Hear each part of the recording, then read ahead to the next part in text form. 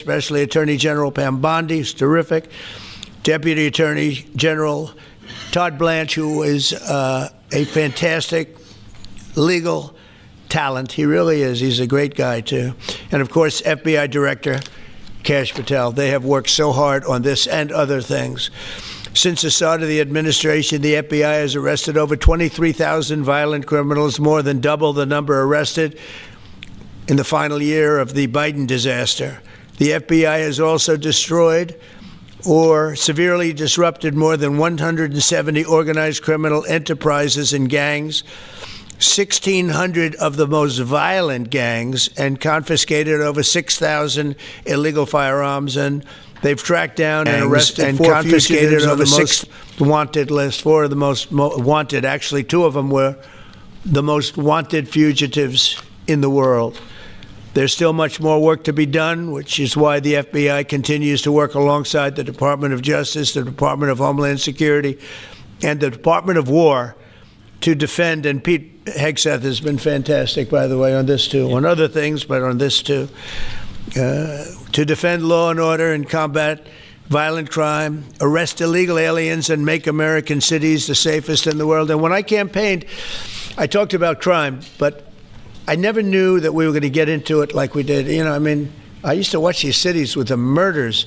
Chicago recently had one deal where they had 11 murders in one weekend, and they said, well, yeah, but it was a holiday weekend. They actually told me that was the reason, like it was okay because it was a holiday. It was Labor Day. These people are the worst. They really have to. They better. I tell you what, the people in Chicago and the people in places like that can be fixed.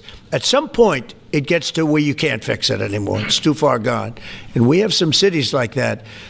But these are great cities that can be fixed. I'm going to be strongly recommending, at the request of government officials, which is always nice, that you start looking at San Francisco. I think we can make San Francisco. There's one of our great cities 10 years ago, 15 years ago, and now it's a mess. And we have great support in San Francisco, so I'd like to recommend that for inclusion, maybe in your next group. You'll get great support. Every American deserves to live in a community where they're not afraid of being mugged, murdered, robbed, raped, assaulted, or shot. And that's exactly what our administration is working to deliver.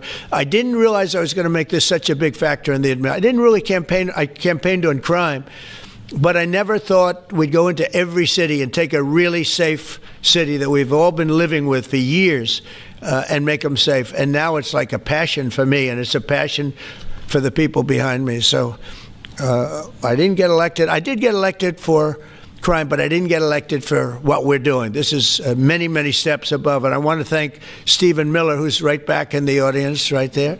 I'd love to have him. I love watching him on television. I'd love to have him come up and explain his true feelings, but maybe not his truest feelings. That might be going a little bit too far.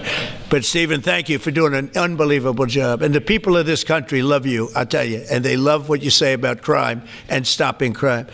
So now I'd like to ask Director Patel to say a few words, and then Pam and Todd also, and I just want to congratulate them. This is an amazing thing, and we're just at the start. We're going to go into other cities that we're not talking about purposely. We're getting ready to go in.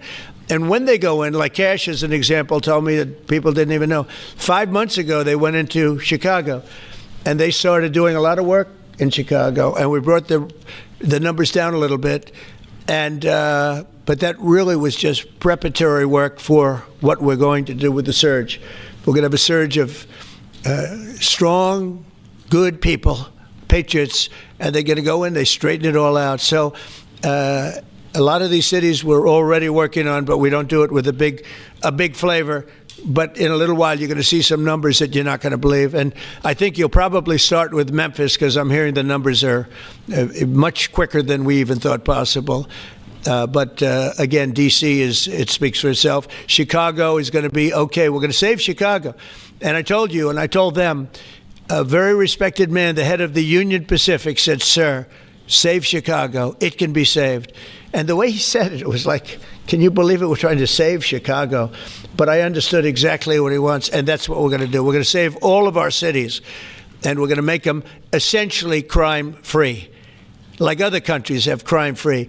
If you go all over the world, you go to the world, you hear Afghanistan and you hear all these different places. Our crime in certain cities is worse than anything they can even imagine. And we're not going to have that any longer. It's going to stop, and it stops right here. Cash, please. Thank you, Mr. President. What I'd like to do is just highlight some of the outstanding work that the men and women of the FBI have been doing. And thanks to your brave leadership and the mandate you were given by the American people to not only defend the homeland but crush violent crime, you tasked us with our great partners at the Department of Justice and the Attorney General and the Deputy Attorney General to start making arrests and bring prosecutions and safeguard our cities. And you said it, this is just the beginning. In just 7 months, I hope the media takes a look at every one of these charts, because these are the best numbers for fighting crime in U.S. history, and it's only 7 months in. And to do that, our vehicle to do it of choice was Operation Summer Heat, which the FBI architected to go after violent criminals. And in just a 3-month span, you had 8,700 arrests of violent criminals. You had 2,200 firearms seized off the streets permanently to safeguard our communities. You had 421 kilograms of fentanyl seized. Just to put that in perspective, that's enough to kill 55 million Americans alone. You had 45,000 kilograms of cocaine seized, and thanks to our Department of Justice partners, you had 2,100 indictments in 3 months, from June to September alone. Mr. President, that in and of itself would be historic for a 4-year presidency. You did that in 7 months because you let good cops be cops, and you partnered us with the right people at the Department of Justice to put the handcuffs on and bring them to court and put them in prison. And if that weren't enough, when you look at the year, for the entire 7-month period that we're talking about here, if you look at the past 4 years of the Biden administration, 16,000, 17,000, 15,000, 15,000. That's the number of arrests year over year of violent felons in this country for the Biden administration. Mr. President, in 7 months, you have 28,600 arrests of violent felons in just 7 months alone, because of your leadership and the dedication of the men and women at the FBI who want to go out there and do the job they were prevented from doing, because that department used to be weaponized and politicized. And this is what happens when you take out the fangs of weaponization. This number is historic by every metric. 28,000 people have been arrested, violent felons alone. And then when you go over there and look at some of these charts, if you don't mind, I'll just hop over here. Look at the metrics for not just violent crime, but the homeland. Mr. President, during your administration, the FBI has found and located 5,400 children. That is a 30% increase year-to-date over the last administration. Violent crimes against children arrests alone are up 10%. Gang arrests are up 210% in the last 7 months alone. And transnational organized crime, which Stephen Miller has been a great partner in, is up over 12% alone. These numbers are historic just as a snapshot. But just so people don't think we're focusing on violent crime alone, the national security mission, Mr. President, under your leadership has never been stronger. We have gone after espionage activities against our main counterparts in China, Russia, and Iran. In China alone, we've had over a 50% increase in espionage arrests alone in prosecution. In Iran, we have had a 50% increase, again, in espionage cases. And in Russia, we've had a 33% increase in espionage cases alone. When it comes to counterterrorism, year to date, we have 125 arrests this year versus 100 last year, year to date alone. And when it comes to the cyber criminal activities, which are some of the largest enterprises plaguing everyday Americans, we at the FBI have put out a mission to go after cyber criminals like never before.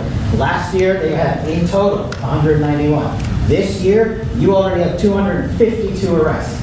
52 arrests of violent cyber criminals who are stealing from senior citizens, who are violating our children's rights and freedoms, and who are violating everyday Americans. These programs are record. And two of the things I'll finish with that I'm most proud of, Mr. President, this FBI. Fentanyl. As you know, it's a scourge that is killing our youth, 100,000 plus a year. To date, the FBI has seized 1,900 kilograms of fentanyl. That's enough lethal doses to kill 127 million Americans alone. To date. And if that weren't enough, Mr. President, you said we have to go after the worst of the worst. And you empowered our Department of Justice, our Attorney General, Deputy Attorney General, and the Deputy Director at the FBI, led the charge, not just on Summer Heat, but he also led the charge to the FBI's 10 most wanted fugitives. These people have been on the run for years. And in 7 months, you captured not one, not two, not three, but four of the FBI's most top 10 fugitives, 4. And just to put that in perspective, Mr. President, the Biden administration captured 4 in all of 4 years. You're on 7, and we're going to get to 10. We're going to get to 10 of 10. This includes a lady who murdered her 6-year-old handicapped child and fled to India. We got her in 2 months. This includes a narco trafficker. This includes a sex trafficker. This includes another first-degree murderer and gangbang. These people were on the run because of the prior administration's reckless policies that destroyed our communities. And you came in and with a mandate said, go after the worst of the worst.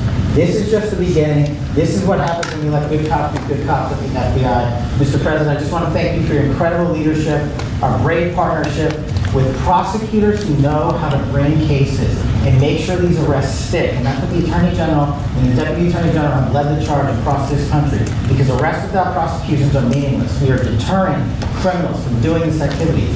We are preventing criminals from coming into America. And we are absolutely crushing violent crime like never before and defending this homeland, sir. And not to mention, I almost forgot this one. It took you, sir, 2 weeks to get the Abbey Gate bomber. Joe Biden had 4 years to look for him. You got him in 2 weeks, thanks to the interagency effort by the FBI and the CIA, went to Pakistan, and now 13 brave warriors who were sentenced to murder because of disastrous Afghanistan withdrawal. They have justice, their families have a peace of mind, and we're going to continue to find the others, Mr. President. On behalf of the FBI, sir, I just want to thank you. Thank you very much, Gage. Great job. Very good. Very impressive. Pam, would you like to say something, please? President Trump, the men and women of law enforcement say 2 things to me repeatedly. First, you have taken the handcuffs off them and let them do their jobs, and you let cops be cops. That's why all this is happening. The director, the deputy director are working around the clock. All of these great men and women in the FBI, they have families at home, and they are working during a government shutdown right now. Many of them have small children. Many of them, I was talking to an agent this morning, many of them have babies at home, and they are working around the clock to not only keep our country, but our world safe. And that's what Operation Summer Heat did. Thank you, Director, and to the Deputy Director for everything you did on behalf of the Department of Justice, and you're going to continue to keep doing. And they set the stage for what we're doing in Memphis. You're going to hear a lot more about that, our joint task force next week, but they set the stage for Memphis. And last night alone in Memphis, there were almost 70 arrests. There were 12 guns seized, and there was a 70-year-old man arrested as a result of our operation in Memphis who raped a child under the age of 3. That one case makes everything we're doing worthwhile. So thank you all for being here on behalf of both of us. Thank you, President Trump. Thank you. Todd, you want to say something? Sure. Thank you, Mr. President. So this is a great day, and I think there's stats that the director talked about which are important, but I want to give 2 examples of what Summer Heat has done that actually will apply hopefully to everybody in this room. The first is for over 4 years during the last administration, there was a hotel in a town, the middle of a town in Alaska, that was being run as a drug den. There were over 1,000 calls to 911 over 4.5 year period. There were multiple violent crimes, drug dealers, overdoses, and murders at this one hotel, ruining a community. Summer Heat went in there, it's not only arrested all the participants that were controlling the hotel, but seized the hotel. And so that's one example of what Summer Heat means to everyday Americans that just want to live in peace. The second example is a large narcotics trafficking group that was selling fentanyl in the state of Washington. They were shipping fentanyl and using commercial aircraft, putting fentanyl pills and powder in suitcases, flying them from the southwest border, mostly Arizona, all the way to Washington. It had been going on for an extremely long time, and the entire organization was arrested. And I say those 2 examples because it's easy to look at the board and see 1,000 arrests. How much different is our communities now compared to the past 4 years? But there's actual life examples. Every one of these arrests means that our streets are safer, and that's because of the work of this administration, of President Trump and Director Patel. So I will tell you, Attorney General Bondi and I are together every day with Director Patel, figuring out ways that we can continue to do this work, and it's not going to stop. Like the Attorney General said and like the President said, this is just the beginning, or phase one, or a start, whatever you want to say, but it will continue on. So thank you, Mr. President, and thank you very much, Director Patel. And Mr. President, just one last thank you from the men and women at the FBI. You found a way to get these individuals paid during a government shutdown, our 1811 agents. So on behalf of the FBI, it's a great debt that we owe you, sir. They're now allowed to pay for their families, so thank you. And the military. Good. That's right. Thank you. Okay, thank you very much. Any questions, please? Brian, go ahead. Mr. President, first of all, I know the feedback I'm getting from the American people, they want to say thank you. Law and order is not an option in this country. It's a mandate. So I know the American people thank you for that. In terms of the guns that have been taken off the street, do you have a number of how many guns were taken away from someone that had a prior felony or a previous crime that perhaps we can prosecute that? Because I know that wasn't the case under Joe Biden. We don't take guns off the streets of people that are allowed to have guns. So every gun that we're taking off the street is because it belongs to somebody who is not allowed to have it. Could be a felon, could be somebody who hears illegally. There's all sorts of conditions. But if there's a gun taken off the streets by the FBI, it's because the person who has it is not allowed to. It's not somebody who's lawfully allowed to have it. So every single one of those guns were taken off of people that aren't allowed to have them. And not including the FBI, all of the other agencies. ATF alone, since January 20th, has removed over 25,000 illegal guns off our streets, just since President Trump's been in office. And Mr. President, if I could follow up on that, could there be any further conversation to have national concealed carry applied to actual DC? Like if you had a driver's license in Texas and you had a permit, of course you could drive. Well, as you know, they've been talking about that for a long time. It's an interesting question. A lot of people feel strongly both ways, but we are talking about that, Brian. Thank you. Mr. President, on Venezuelan boats, I want to ask you, why not have the Coast Guard stop them, which it is empowered by law to do? You know, this way you can confirm who's on the boat and ensure that they're doing what you suspect. Because we've been doing that for 30 years, and it has been totally ineffective. They have faster boats. Some of these boats are seriously, I mean, they're world-class speedboats, but they're not faster than missiles. But we've been trying to do that for years, and so much of the drugs, 25-30%, would come in through the seas. Right now we have, I would say, none coming in through the seas. In fact, I don't know about the fishing industry. If you want to go fishing, a lot of people aren't deciding to even go fishing. We've almost totally stopped it by sea. Now we'll stop it by land. What's the next step? But it never worked. It never worked when you did it in a very politically correct manner. What's the next step in this war on cartels, and are you considering options, are you considering strikes on land? Well, I don't want to tell you exactly, but we are certainly looking at land now because we've got the sea very well under control. We've had a couple of days where there isn't a boat to be found. And that, I view that as a good thing, not a bad thing. But we had tremendous amounts coming in by boats, by very expensive boats. You know, they have a lot of money, very fast, very expensive boats that were pretty big. And the way you look at it is every boat that we knock out, we save 25,000 American lives. So every time you see a boat and you feel badly, you say, wow, that's rough. It is rough, but if you lose 3 people and save 25,000 people, these are people that are killing our population. Every boat is saving 25,000 lives, and you can see it. The boats get hit, and you see that fentanyl all over the ocean. It's like floating in bags. It's all over the place, and it's a tremendous. We're saving tremendous amounts of lives. Yeah, Mr. President, on that issue. I know you've talked about, I have a question for you, and then I also have a question for Director Patel. I know you talked about having some distaste for Boston recently. Is this one of the cities that you might be looking into, and can you give us a hint about other cities that you might be?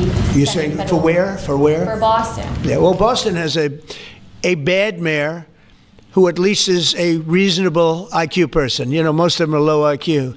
But, and they're so bad. I mean, what's going on in Chicago is just, you'd think the guy would say, hey, look, we have a problem, Mr. President. Could you come in and straighten it out? We could have that done in a month if we had their cooperation. It's going to be done anyway, but we could have it done in a month. Yeah, Boston, she's got 4 areas that are, wrong. And, somebody said, would we think about taking the World Cup away from Boston if they don't straighten it out? And the answer is yes, we have the right to do that with FIFA.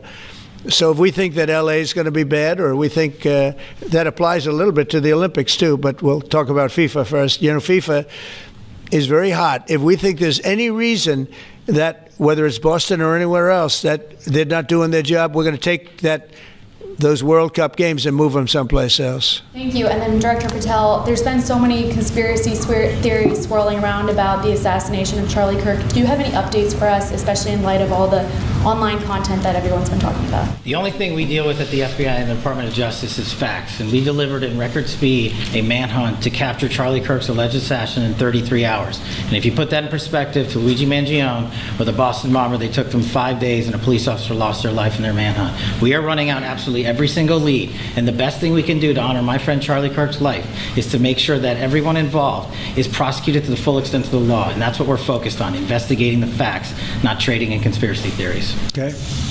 Mr. President, thank you so much. Thank you. In light of China's export curbs on rare earths, do you view India as a reliable partner going forward? And are you planning to meet Prime Minister Modi in Malaysia? Are you open to talks in terms of Yeah, trade? sure. He's a friend of mine. We have a great relationship. He just said that 2 days ago, as you know. We have a great relationship. No, we were not happy with him buying oil from Russia, because that lets Russia continue on with this ridiculous war where they've lost 1.5 million people, by the way. Russia's lost 1.5 million people, soldiers mostly. This is a war that should have never started, but it's a war that Russia should have won in the first week, and they're going into the 4th year. And I want to see it stop. So I was not happy that India was buying oil. And he assured me today that they will not be buying oil from Russia. That's a big stop. Now I got to get China to do the same thing. You know, that is relatively easy compared to what we just did over the last week in the Middle East. Middle East was 3,000 years, and we got it done. This is 3 years. And I think we'll get it done. I think that President Putin, I think he wants to get it done. We'll see. There's a great animosity between him and Zelensky. You probably have noticed, right? And I think it's hurting the process. Yeah, please. Mr. President, thank you. Curious, why did you authorize the CIA to go into Venezuela? And is there more information you can share about these strikes on the alleged Well, I can't drug do busts in that, the but Caribbean? I authorized for 2 reasons, really. Number one, they have emptied their prisons into the United States of America. They came in through the border. They came in because we had an open border policy. And as soon as I heard that, I said, a lot of these countries, they're not the only country, but they're the worst abuser. And they've entered they've allowed thousands and thousands of prisoners, mental institution, people from mental institutions, insane asylums, emptied out into the United States. We're bringing them back. But that's a really bad, and they did it at a level that probably not, many countries have done it, but not like Venezuela. They were down and dirty. And the other thing are drugs. We have a lot of drugs coming in from Venezuela. And a lot of the Venezuelan drugs come in through the sea, so you get to see that. But we're going to stop them by land also. Does the CIA have authority to take out Maduro? Oh, I don't want to answer a question like that. That's a ridiculous question for me to be given. Not really a ridiculous question, but wouldn't it be a ridiculous question for me to answer? But I think Venezuela is feeling heat, but I think a lot of other countries are feeling heat too. We're not going to let this country, our country, be ruined because other people want to drop, as you say, their worst. They have given us their worst. They've loaded up our country with prisoners, with mentally ill people that are seriously ill, criminally ill. And we're not going to take it. And so, I mean, it's just one of those things. And I can tell you, we've taken care of the sea. There's nobody, and we're watching. We're watching. And if we see it, we'll save it. Yeah, please. On the ships, though, sir, there are Republicans and Democrats up on the Hill concerned that in the briefings they've gotten about those attacks, they're not necessarily getting information about who was on them and what exactly was on those ships. Can you ensure that at but least they are lawmakers given will be told that? information that they were loaded up with drugs, and that's the thing that matters. When they're loaded up with drugs, they're fair game. And every one of those ships they're not ships, they're boats, they're speedboats. They're extremely fast, record-setting type speedboats. They cost a lot of money, and they have a lot of money because they're drug sellers. But they know one thing, and they all have the same thing in common. There's drug dust. They call it drug dust. They call it fentanyl dust all over the boat after those bombs go off, and you can take along. Attack them, though, that there are. We know before. We know when they go out. We know we have much information about each boat that goes out. Deep, strong information. Yeah, please. Sir, you're going to have Volodymyr Zelensky here this week. What is your message at this stage of the war for him? And shy of tomahawks... To who is that? For Zelensky. Yeah. And shy of tomahawks for Ukraine, are you considering other options, and will you speak with Vladimir Putin about No, we're looking at other options. We are. President Zelensky's coming in. I'm not a fan of the war. I'm not a fan of the way it started. It should have never happened. It wouldn't have started if I were president. The election was rigged. And because of that, we lost a lot of lives have been lost because of that war. Not American lives, but if I can save a lot of lives, that's why I'm in it. I want to save lives. I've had 8 wars. The Prime Minister of Pakistan got up the other day, said so beautifully, he says, you saved millions of lives. He told that to a group of people right in this office. He said the president saved millions of lives. And I think what he's referring to is the fact that that would have been with India, nuclear war. That was getting very close. 7 planes, they don't talk about it, but 7 aircraft were shot down. In fact, we have the new ambassador to India right here. They're well represented. You better represent us, not them, okay? But Sergio's going to do a great job. He's going to do a great job. But no, we'll be talking about the war with him, and we'll be talking about, they want to go offensive. I'll make a determination on that, but they would like to go offensive, you know that, and we'll have to make a determination. Can I follow up the question? Given you have the FBI director and attorney general here today, Jim Jordan has asked Jack Smith to appear in front of the House Judiciary. You mean deranged, Jack? He's a deranged individual, yeah. He's asked him to... Well, they should. I'm surprised it takes so long. Right. We're talking about violent crime. What about the crime against a political opponent? That's what we have to talk about, too. Jordan would like to understand the full extent to which the Biden-Harris Justice Department weaponized federal law enforcement. What do you think the committee will find out, Mr. Smith? I think it was the worst weaponization of a political opponent in the history of the world, let alone this country. And I hope that everybody's, they're involved in it. I'm not. I'm the one that had to suffer through it and ultimately win. But what they did was criminal. Deranged Jack Smith, in my opinion, is a criminal. And I noticed his interviewer was, I think that was Weissman. And I hope they're going to look into Weissman, too. Weissman's a bad guy. And he had somebody in Lisa, who was his puppet, worked in the office really as the top person. And I think that she should be looked at very strongly. There was tremendous criminal activity having to do. If we don't have fair elections in this country, we're not going to have a country. And I've said it from the beginning, fair elections and borders. And we need also fair press. Because if you don't have fair press, it's very tough. And we've got the strongest border of anybody. Nobody has a border. We have a border where the numbers just came out again. You saw 0 people came in illegally. Now, we do take people into our country legally, but 0 people. But, you're talking about a different subject. You're talking about political crime. They have committed massive political crime. I hope they're looking at Shifty Schiff. I hope they're looking at all these people. And I'm allowed to find out. I'm allowed to, I'm, in theory, the chief law enforcement officer.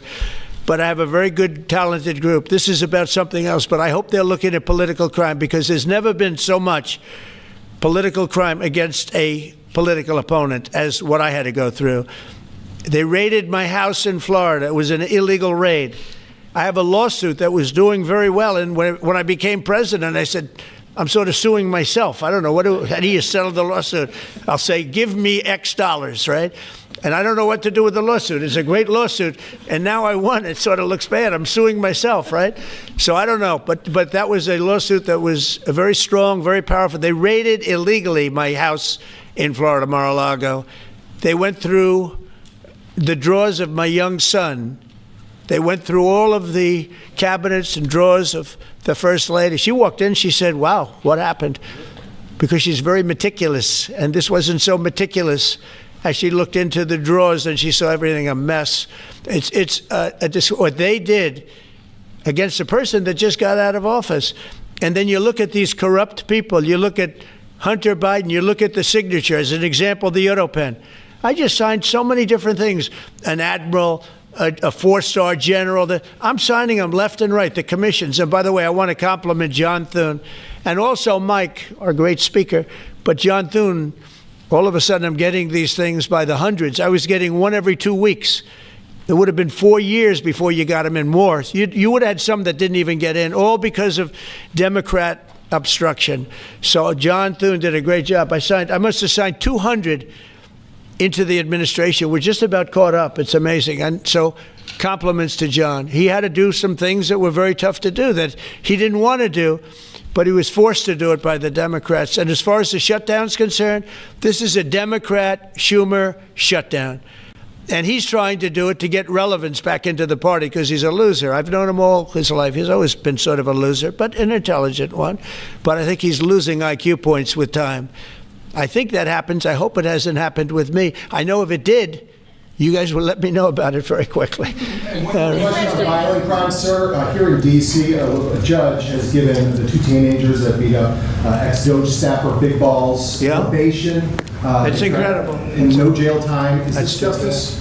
Jeanine Pirro is doing a fantastic job, and she is beside herself because you have these radical left judges that they beat the hell out of this guy. And there was many people against this one guy who was really trying to protect his girlfriend. He didn't want to hooded over the door but they really beat him up badly. That just happened, right? Yes. Wow, that's terrible. I think the judge